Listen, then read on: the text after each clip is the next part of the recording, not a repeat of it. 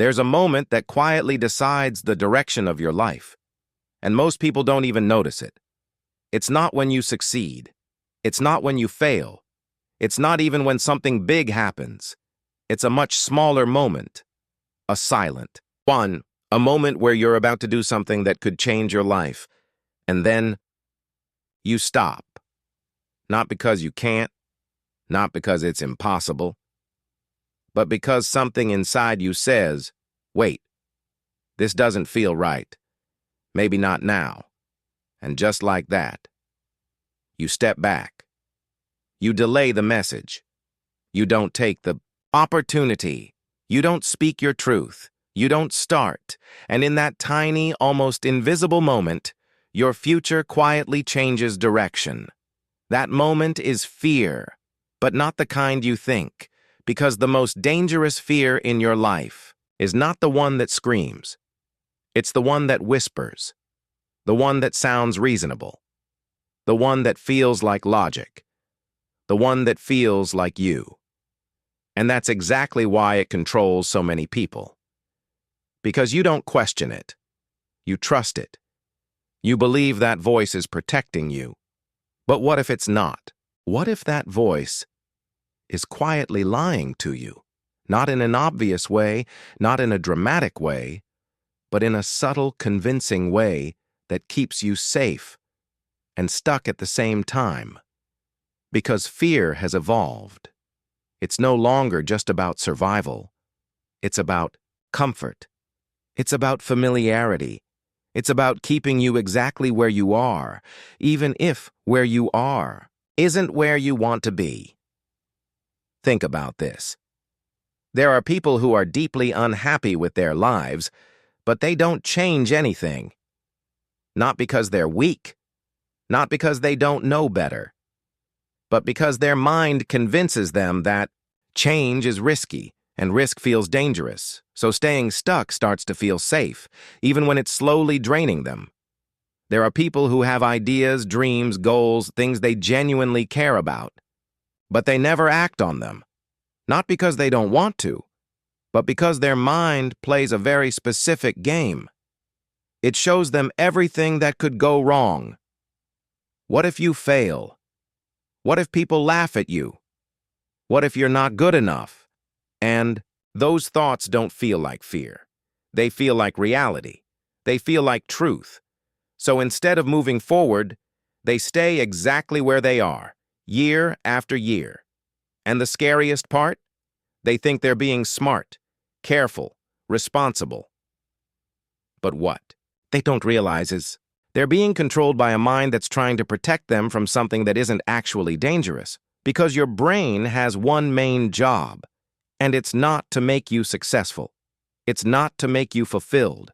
It's not even to make you happy. Its job is simple: keep you alive. And to your brain, alive means safe. And safe means familiar. Anything unfamiliar. Anything uncertain. Anything that could potentially lead to emotional discomfort gets labeled as a threat. Even if it's something good.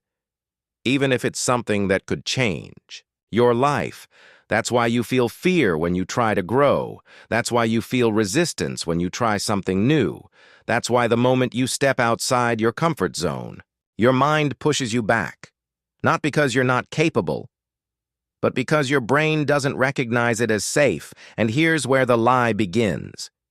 Your mind takes that feeling, that discomfort, that uncertainty, and translates it into danger. It tells you, this is a bad idea. You shouldn't do this. You're not ready. But those thoughts are not based on truth. They're based on protection, and protection is not always accurate. Let's break this down in the simplest way possible. Imagine you're about to speak in front of a group of people.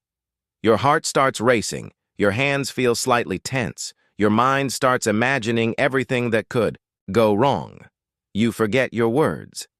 People judge you. You embarrass yourself. Now pause for a second. What is actually happening in reality? Nothing. You're just standing there. But your body is reacting like you're in danger. Why? Because your brain is predicting a negative outcome, and it treats that prediction as if it's already real. That's the trick. Your mind doesn't wait for reality. It creates its own version of it, and your body follows. So now you feel fear, not because something is happening, but because your mind thinks something might happen, and most people don't question this. They assume, if I feel afraid, it must be dangerous. But that's not always true.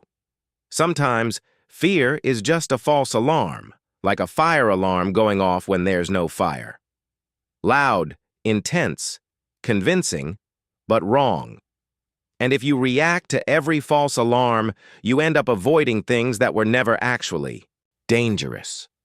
This is how fear limits your life, not by stopping you physically, but by convincing you mentally. And once you believe it, you stop yourself. You don't try. You don't risk. You don't move. Because it feels safer not to. But here's something most people don't realize. Avoiding fear doesn't make you safe. It makes you smaller. Every time you avoid something out of fear, you teach your brain something. You teach it. This is dangerous, and your brain learns fast.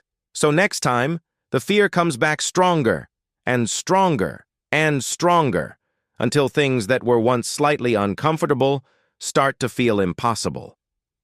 That's how people become stuck, not in one big moment, but through small, repeated avoidance. And over time, their world shrinks, not because they want it to, but because fear slowly redraws their boundaries. But here's where it gets interesting. Fear doesn't grow when you face it. It grows when you avoid it, and it shrinks when you move toward it.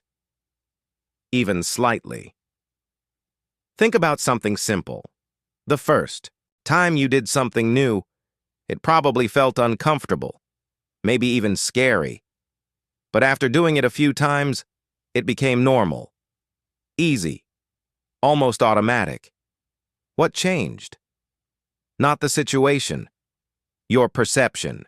Your brain updated its understanding. It realized this is safe, and once something feels safe, fear disappears. This is the part your mind doesn't tell you, because your mind focuses on the moment before action, not the reality after action.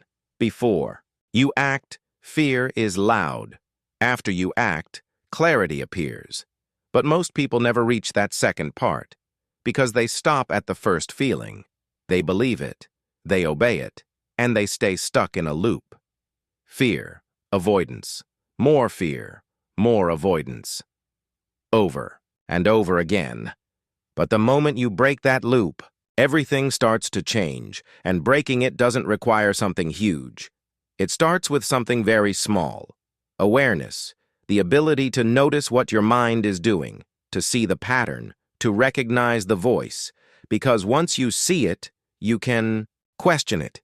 Instead of automatically believing every thought, you pause, and you ask, is this actually dangerous, or just uncomfortable? That one question is powerful, because it separates real threats from imagined ones, and most of the time, you'll realize it's not danger, it's discomfort. And discomfort is not something to avoid. It's something to move through. Because on the other side of discomfort is growth. Confidence, freedom, everything you want. But your mind doesn't show you that part. It only shows you the risk, the uncertainty, the what if it goes wrong.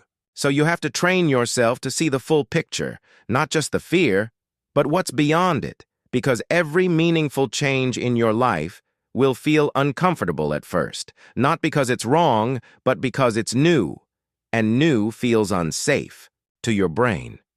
So it resists. It creates doubt. It creates hesitation. It creates fear. But that doesn't mean you should stop. It means you're stepping into something different, something your mind hasn't learned yet. And this is where real confidence is built, not by eliminating fear, but by moving with it, by acting even when it's there. Because confidence doesn't come before action. It comes after. You don't feel ready and then act. You act and then you become ready. That's the part most people get backwards.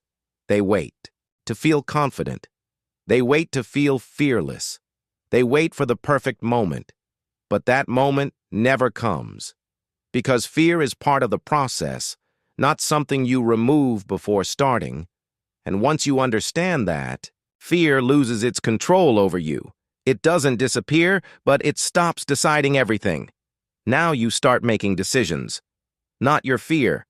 And that changes everything. Because your life is not shaped by your abilities. It's shaped by your decisions. And your decisions are often shaped by fear. So if you change your relationship with fear, you change your life. Not instantly, but gradually. Step by step. Choice by choice. Moment by moment. You start doing things you used to avoid. You start saying things you used to hold back. You start moving in directions you were once afraid of, and, slowly, your world expands. Not because fear is gone, but because it's no longer in control. And that's the real goal. Not to become fearless, but to become aware. To see fear for what it is. A protective system that sometimes gets it wrong, and once you understand that, you stop blindly trusting it. You start questioning it, and that creates freedom. Because now, when fear shows up, you don't immediately stop. You pause, you observe, you decide, and sometimes you move forward anyway. And those moments, those small decisions to act despite fear, they change everything. Because they prove something to your brain. They prove, I can handle this. I'm okay. I'm safe. And once your brain learns that, fear starts to fade.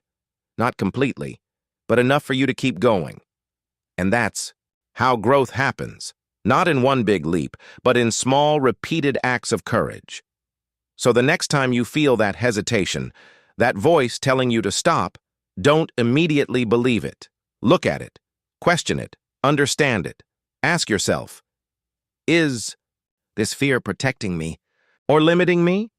Because sometimes the biggest risk is not taking the risk.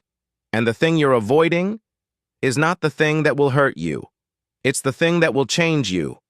And once you realize that, you stop running from fear and start walking through it. And that's where your real life begins.